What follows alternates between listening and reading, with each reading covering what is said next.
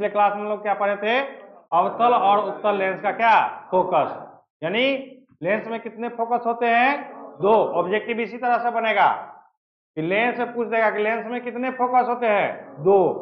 हाँ, यानी प्रथम मुख्य फोकस और द्वितीय मुख्य फोकस। हम लोग बारी बारी से पिछले क्लास में पढ़े थे। आज चलते क्या, फोकस दूरी क्या कहता था, कहता है कि लेंस के प्रकाश केंद्र, जैसे मान के चलिए ये क्या है हमारा उत्तल लेंस है और मेरा ये क्या है अवतल लेंस है, ठीक है। अब ये इसका क्या है द्वारक होता है, इसमें भी ये क्या है द्वारक होता है, ये भी इसका क्या है मुख्य अक्ष है, मान के चलिए इसमें भी ऐसे है, ठीक है ना, प्रधान अक्ष या मुख्य अक्ष। ये जो बिंदु होता है, ये जो बिंदु होता है जिसको क्या चीज से सूचित करते हैं, ओ से, ठीक है ना, इसको क्या कहते हैं हम लोग, प्रकाश केंद्र कहते हैं। क्या कहते हैं, प्रकाश केंद्र। और आप लोग को पीछे पढ़ाया भी है कि जब भी कोई किरण प्रकाश केंद्र से गुजरती है तो बिना विचलन का क्या होता है, सीधे निकल जाता है, ठीक है। अब यहां कहता है कि फोकस दूरी कहता है कि ये जो आपका प्रकाश केंद्र है, ये जो आपका क्या है प्रकाश केंद्र है, क्या है प्रकाश केंद्र, ठीक है ना। प्रकाश केंद्र कहता है कि लेंस के प्रकाश केंद्र से फोकस के बीच की दूरी, मान के चलिए ये हमारे पास क्या है, इधर F1 होता है, इधर क्या होता है F1, इधर क्या होता है F2, और हम लोग इधर कोई वस्तु यहां पर मान के चलिए इसे करके रखते हैं, हाँ, तो क्या होता है लेंस से अपवर्तन के बाद क्या कहीं ना कहीं से होकर गुजरता है, मुख्य के किसी न किसी बिंदु पर काटता है, जिस बिंदु पर काटता है उसको क्या कहते हैं F2। उसी तरह इसमें भी होता है कि यदि मुख्य के समांतर कोई किरण जाती है तो लेंस से अपवर्तन होने के बाद, लेंस से अपवर्तन होने के बाद क्या होता है अपने दिशा से क्या होता है विचलित हो जाता है, और जब इस बिंदु को हम लोग इधर खींचते हैं तो यहाँ पर F2 आपका बनता है। तो वही कहता है कि लेंस के प्रकाश केंद्र, यानी इस प्रकाश केंद्र से लेके फोकस के बीच की दूरी को क्या कहते हैं फोकस दूरी। और कौन सा फोकस, तो हमेशा ध्यान रखिएगा कि F2 अपवर्तन के बाद वाली, पहले वाली नहीं, अपवर्तन के बाद वाली फोकस को ही क्या कहा जाता है, लेंस का मुख्य फोकस कहा जाता है। तो जो दूरी मापेंगे, कहा कौन सा दूरी मापेंगे, तो ये जो मेरा प्रकाश केंद्र है और ये मेरा क्या है फोकस है, तो इसके बीच की जो दूरी होती है उसी को क्या कहा जाता है, फोकस दूरी कहा जाता है। तो ये अवतल में, ये उत्तल में हो गया, अवतल में क्या ये वाला, अब उत्तल में क्या ये,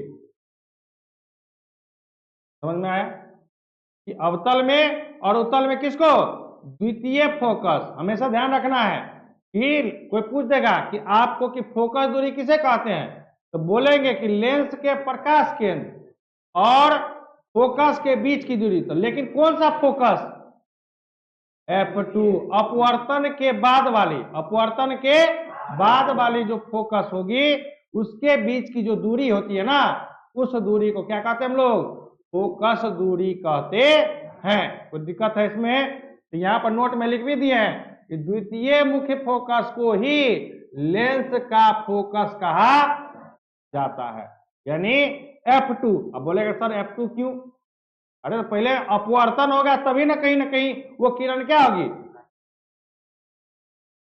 हमारे मुख अक्ष को काटेगी या काटती ही प्रतीत होगी। उससे पहले कोई प्रकाश ही नहीं है, हम वस्तु को रख दिए कहीं पर, अब उसका जब तक प्रतिबिंब कहीं बनेगा नहीं, कहीं अपवर्तन होगा नहीं, तो कैसे हमको पता चलेगा कि कहां पर उसका फोकस है। इसलिए आपको ध्यान रखना है कि द्वितीय फोकस को ही, कोई पूछ सकता है आपसे कि द्वितीय फोकस को ही मुख्य फोकस क्यों कहा जाता है, तो उसको हम जवाब देंगे कि देखिए कि जब तक आप कोई भी प्रकाश को लेंस से अपवर्तन नहीं कराइएगा और मुख्य अक्ष पर कहीं वो काटेगी या काटती हुई प्रतीत नहीं होगी, तब तक वो क्या होगा, फोकस नहीं कहलाएगा। तो जो बाद में होता है उसको क्या F2, और जो पहले हुआ क्या F1। इसलिए द्वितीय फोकस को क्या कहते हैं हम लोग, मुख्य फोकस कहते हैं। अर्थात इसका कहने का मतलब क्या कि इस प्रकाश केंद्र से लेके द्वितीय फोकस के बीच की दूरी को ही क्या कहते हैं, फोकस दूरी कहते हैं। कोई डाउट है किसी को, नहीं। अगला कहता है प्रतिबिंब। देखिए प्रतिबिंब हम लोग पिछले अध्याय में भी पढ़े हैं, प्रकाश के परावर्तन में यहां भी वही है, कहता है कि किसी बिंदु स्रोत से आती प्रकाश की किरणें लेंस से अपवर्तन के बाद जिस बिंदु पर मिलती है या जिस बिंदु से आती हुई प्रतीत होती है उसे उस बिंदु स्रोत का क्या कहते हैं? प्रतिबिंब कहते हैं। अब पिछले क्लास में भी हम लोग पढ़े हैं कि प्रतिबिंब वास्तविक होता है और काल्पनिक, यानी प्रतिबिंब को दो भागों में बांटा जाता है। वास्तविक प्रतिबिंब का क्या पहचान है? तो वास्तविक प्रतिबिंब का पहचान क्या है कि इसे पर्दे पर प्राप्त किया जा सकता है। जिस प्रकार से हम लोग का छाया बनता है तो हमारा छाया कहीं ना कहीं धरती के किसी न किसी सतह पर क्या होता है? स्पष्ट रूप से दिखाई देता है। अभी जैसे हाथ ऐसे उठा रहे देखो तो यहाँ पर मेरा छाया बन रहा है ना, कि नहीं बन रहा है? तो ये क्या हुआ? आपका वास्तविक प्रतिबिंब हुआ, यानी आप जिसको प्राप्त कर सकते। प्रतिबिंब का मतलब क्या? छाया। प्रतिबिंब का मतलब क्या होता है? यानी जिस छाया को आप क्या कर सकते हैं? प्राप्त कर सकते हैं, देख सकते हैं, उसको क्या कहते हैं हम लोग? वास्तविक प्रतिबिंब कहते हैं। उसके बाद है कि इसका प्रतिबिंब क्या होता है? वस्तु के हमें क्या होता है? उल्टा होता है। क्या होता है? उल्टा होता है। उसके बाद इसके प्रतिबिंब को हमेशा एक सरल रेखा के द्वारा, किसके द्वारा? सरल रेखा के द्वारा दर्शाया जाता है। तो वास्तविक प्रतिबिंब का मतलब क्या? कि वास्तविक प्रतिबिंब क्या कहा? कि किसी बिंदु स्रोत से आती प्रकाश की किरणें लेंस से, वहां पर हम लोग पढ़ रहे थे क्या चीज? दर्पण से। यहाँ क्या पढ़ रहे हैं? लेंस से अपवर्तन के बाद जिस बिंदु पर वास्तव में मिलती है उसे उस बिंदु स्रोत का क्या कहते हैं हम लोग? वास्तविक प्रतिबिंब कहते हैं। दोनों में अंतर क्या है? वहां पर क्या हम लोग प्रकाश के परावर्तन में क्या यूज करते थे? दर्पण वर्ड। केवल और केवल यहां पर देखो किरणें लेंस से अपवर्तन है यहां पर, और वहां पर क्या था? दर्पण से परावर्तन। हाँ देखिए दोनों में अंतर। यहां पर केवल और केवल क्या अंतर है? लेंस से अपवर्तन, और वहां क्या होता था? प्रकाश से दर्पण से परावर्तन। दर्पण से परावर्तन। तो ये ध्यान में, कोई दिक्कत नहीं है। तो कहता है कि किसी बिंदु स्रोत से आती प्रकाश की किरणें लेंस से अपवर्तन के बाद, पहले नहीं, लेंस से अपवर्तन के बाद जिस बिंदु पर वास्तव में मिलती है, जिस बिंदु पर वास्तव में मिलती है उसे उस बिंदु स्रोत का क्या कहते हैं हम लोग? वास्तविक प्रतिबिंब कहते हैं। अब इसका गुण है, इसे पर्दे पर प्राप्त किया जा सकता है, इसे सरल रेखा के द्वारा दर्शाया जाता है, इसका प्रतिबिंब वास्तविक है। तो वास्तविक है तो इसका मतलब क्या? वस्तु की अपेक्षा क्या होगा? उल्टा बनेगा। अब अगला है काल्पनिक प्रतिबिंब। तो कहता है कि किसी बिंदु स्रोत से आती प्रकाश की किरणें लेंस से अपवर्तन के बाद, कहा? लेंस से अपवर्तन के बाद, पहले नहीं। जब तक कोई भी किरण, मान लीजिए ये किरण है, तो किरण जो है, तो देखिए जैसे अवतल है, तो अवतल में यदि हम मुख्य अक्ष से समांतर रखते हैं तो ये प्रकाश का अपवर्तित होकर क्या होता है? अपवर्तन के बाद क्या होता है? दिशा विचलित करके निकल जाती है। लेकिन जब इसको हम लोग यहाँ से डॉट डॉट करके मिलाते हैं, यहाँ जो आपका फोकस जो बनता है, तो ये डॉट डॉट लाइन है। ये क्या है आपका? Dot dot line. तो ये जो डॉट डॉट लाइन है ये किस चीज को दर्शाता है? आभासी को या काल्पनिक को। वास्तव में नहीं मिल रहा है ये तो विचलित होकर क्या हो गया? निकल गया। लेकिन हम लोग क्या करते हैं? इसको खींच करके मुख्य अक्ष पर क्या करते हैं? मिलाने का प्रयास करते हैं। तो खींच करके लाइएगा तो डॉट डॉट लाइन होगा। तो डॉट डॉट लाइन का मतलब क्या? आभासी। क्या? आभासी। वही कहता है कि जिस बिंदु से आती हुई प्रतीत होती है उसे उस बिंदु स्रोत का क्या कहते हैं? आभासी या काल्पनिक प्रतिबिंब कहते हैं। अब कहता है कि इसे पर्दे पर प्राप्त नहीं किया जा सकता, आप इसको पर्दे पर प्राप्त नहीं कर सकते हैं। इसका प्रतिबिंब हमेशा क्या होता है? सीधा बनता है। किसके अपेक्षा? वस्तु की अपेक्षा। यदि वस्तु ऊपर है तो प्रतिबिंब भी क्या बनेगा? ऊपर ही बनेगा। फिर कहता है इसके प्रतिबिंब क्या? टूटी रेखा के द्वारा क्या किया जाता है? दर्शाया जाता है। ये था वास्तविक और काल्पनिक में अंतर। ये था क्या? जब भी आपको पूछे कि वास्तविक और काल्पनिक में अंतर क्या है, ठीक है ना, तो दोनों का परिभाषा लिख दीजिएगा और दोनों का 3-3 को जो अंतर है ना वो आप उसमें लिख करके आइएगा, तो पूरा नंबर आपको क्या होगा? मिलेगा। ये 2 नंबरिया में पूछता है, ठीक है ना, कि वास्तविक प्रतिबिंब और काल्पनिक प्रतिबिंब में अंतर। तो वहां पर वर्ड एक पूछेगा कि दर्पण में या लेंस में।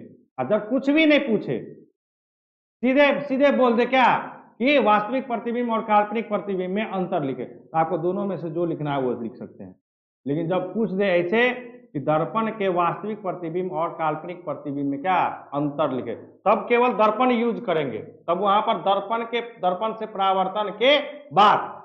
और जब लेंस की पूछेगा तो यहां पर बोलेंगे क्या, लेंस से अपवर्तन के बाद। वहां पर परावर्तन, यहां पर अपवर्तन, ठीक है ना, क्योंकि हम ये चैप्टर पढ़ रहे हैं क्या, अपवर्तन चैप्टर पढ़ रहे हैं, इसमें अपवर्तन होगा, और उसमें हम लोग परावर्तन पढ़ते थे, तो उसमें क्या होगा, परावर्तन का वर्ड यूज करेंगे, कोई दिक्कत नहीं है।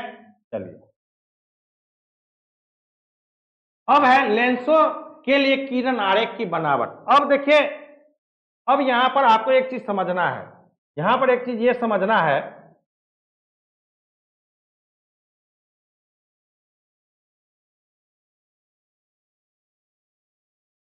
आपको ये समझना है, जैसे हम लोग दर्पण में पढ़े थे, जैसे ये हमारा क्या होता था, जैसे ये हमारा क्या होता था, ये कौन सा दर्पण है, अवतल, क्या है हमारा, अवतल है, कौन बोला अवतल, अवतल दर्पण है। अब अवतल दर्पण में क्या मेरा ये क्या है, अवतल दर्पण है। आपको पता है कि अवतल दर्पण में ये मेरा P होता है, ये मेरा क्या होता है F, और ये मेरा क्या C, और चौथा क्या होता था, मुख्य अक्ष।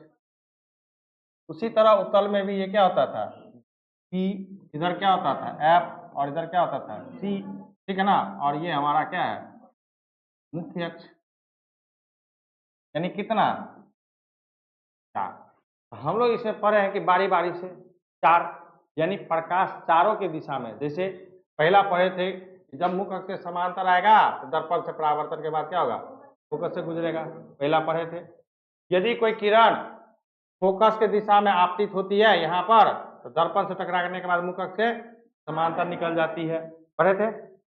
तीसरा पढ़े थे कि यदि कोई किरण वक्रता केंद्र की दिशा में आती है तो टकराने के बाद उसी पथ पर क्या हो जाती है, लौट जाती है। और चौथा पढ़े थे क्या, यदि कोई प्रकाश की किरण ध्रुव पर आती है तो प्रकाश के परावर्तन का नियम का पालन करते हुए निकल जाती है, लोग पढ़े हैं, ठीक है, कोई दिक्कत नहीं है। तो ये अवतल में भी पढ़े हैं और उत्तल में भी पढ़े हैं। अब हमें क्या करना है कि लेंस में भी पढ़ना है, किसमें पढ़ना है, लेंस में भी पढ़ना है। तो अब मान के चलिए जैसे जैसे ये मेरा क्या है, अभी क्या है, कौन सा लेंस, उत्तल लेंस है, क्या है, उत्तल लेंस, और हमारा ये क्या है, क्या है मेरा ये अवतल लेंस। तो अब आपको पता है, ध्यान रखिएगा, ये हमारा क्या है, मुख्य अक्ष, हाँ या ना, है ना। अब ये हमारा क्या है, यहां पर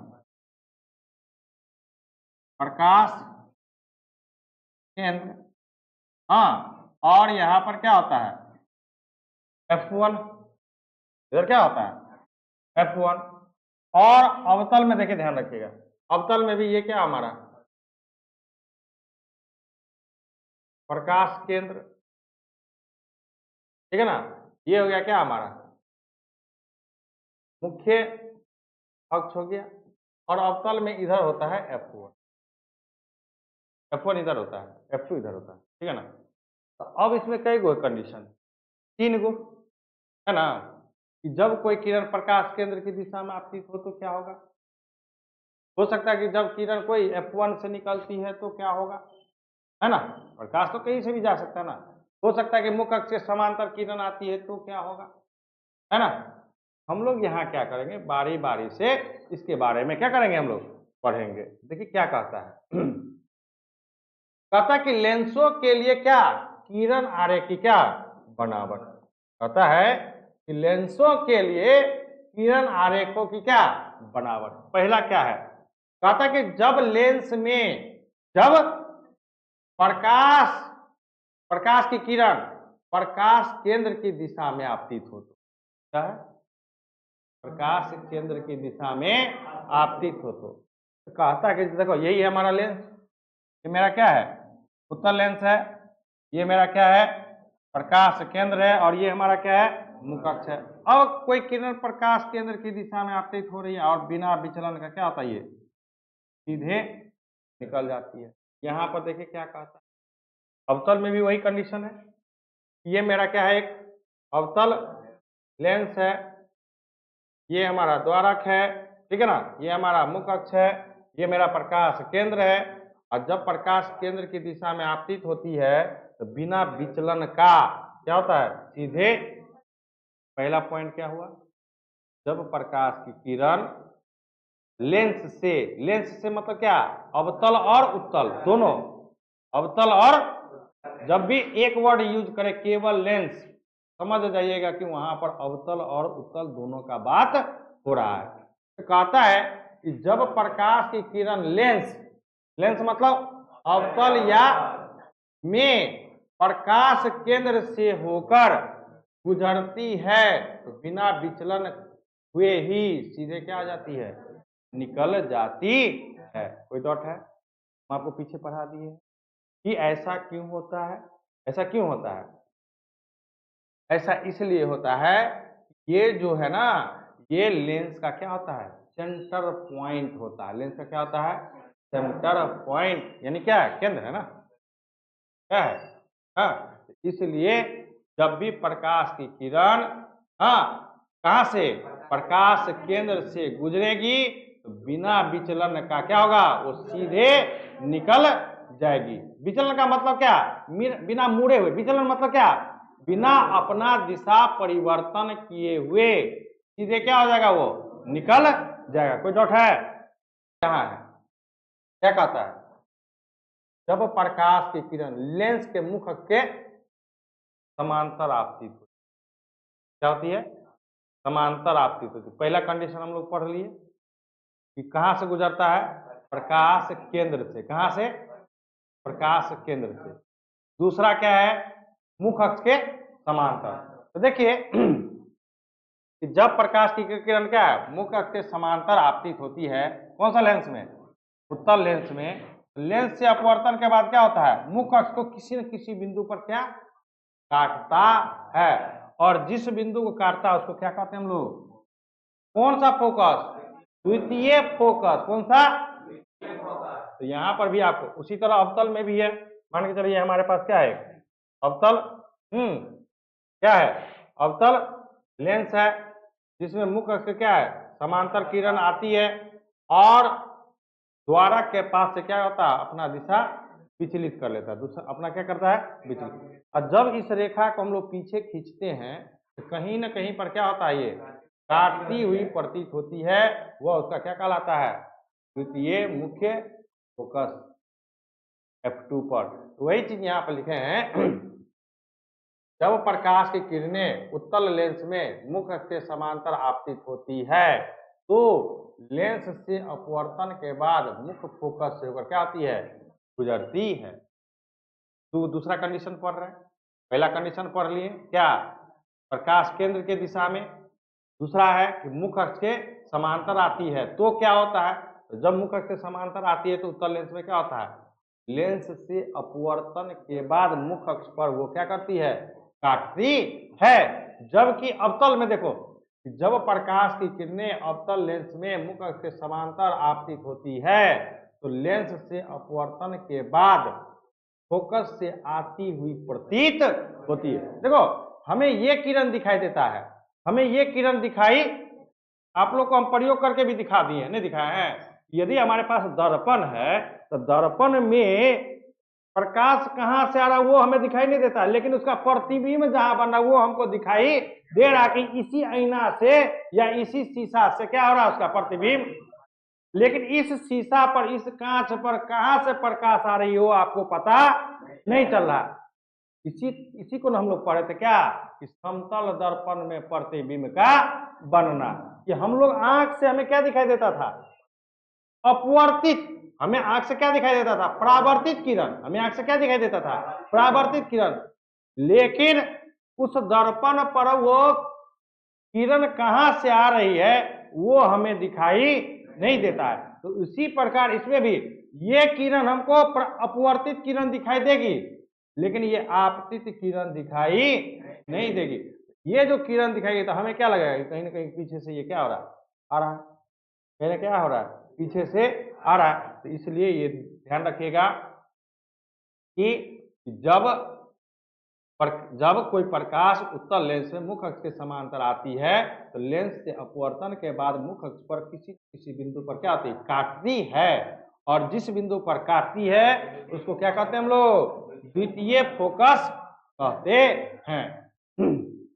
लेकिन अवतल लेंस में क्या होता है, जब कोई प्रकाश की किरण मुख्य अक्ष के समांतर जाती है तो लेंस से अपवर्तन के बाद क्या होता है, वो आती हुई प्रतीत होती है। क्या होती है, कहां से, फोकस से, कहां से, फोकस से आती हुई क्या होती है, प्रतीत होती है। कोई डाउट है कि जब प्रकाश की किरणें लेंस के फोकस पर आपतित होती, कहां पर, कौन सा फोकस पर, प्रथम फोकस पर, कहां पर, प्रथम फोकस पर।